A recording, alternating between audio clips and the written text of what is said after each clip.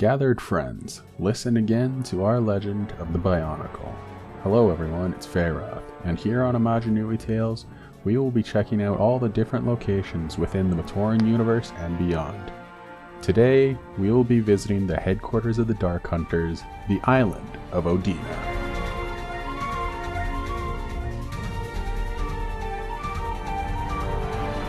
The Island of Odina was a secret island that became the base of operations for the Dark Hunters.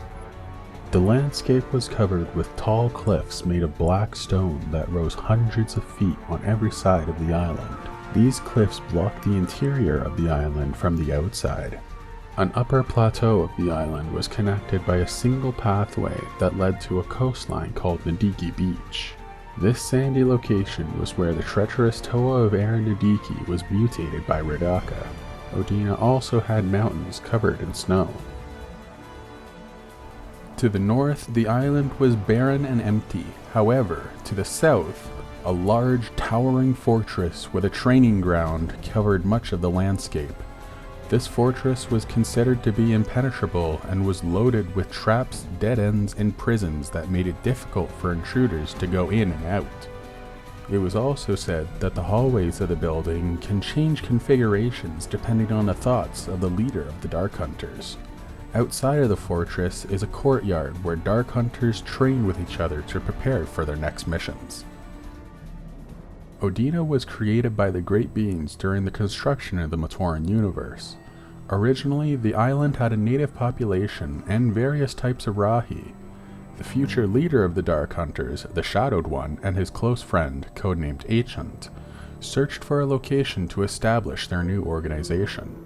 The two chose Odina due to its high cliffs that were perfect for defense and its remote position away from any trade routes.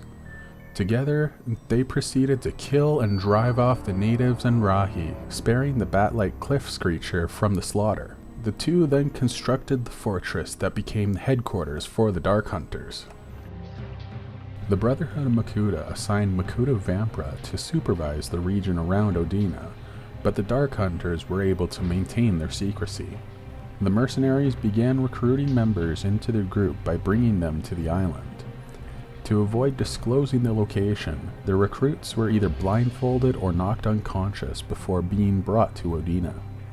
When the Dark Hunters decided to declare war against the Brotherhood of Makuta, the island became the command center for their plotting against the Makuta. The Toa Nuva eventually traveled to Odina to find the powerful Staff of Artakha, which had been stolen by the Dark Hunters. The Toa were then redirected away from the island by the Shadowed One to continue their search, since the staff was sent to the polluted island of Zia. A delayed explosion placed by one of the Toa left part of the fortress damaged, though this was soon repaired. As the war against the Makuta raged on, the Dark Hunters decided to relocate themselves to Zia, leaving their former headquarters abandoned. After Makuta Pterodax took over the Matoran Universe, Rakshi were sent to invade Odina, but the Dark Hunters had already moved. As with all locations in the Matoran Universe, the Island of Odina was dismantled after the inhabitants migrated to the reformed planet Spherus Magna.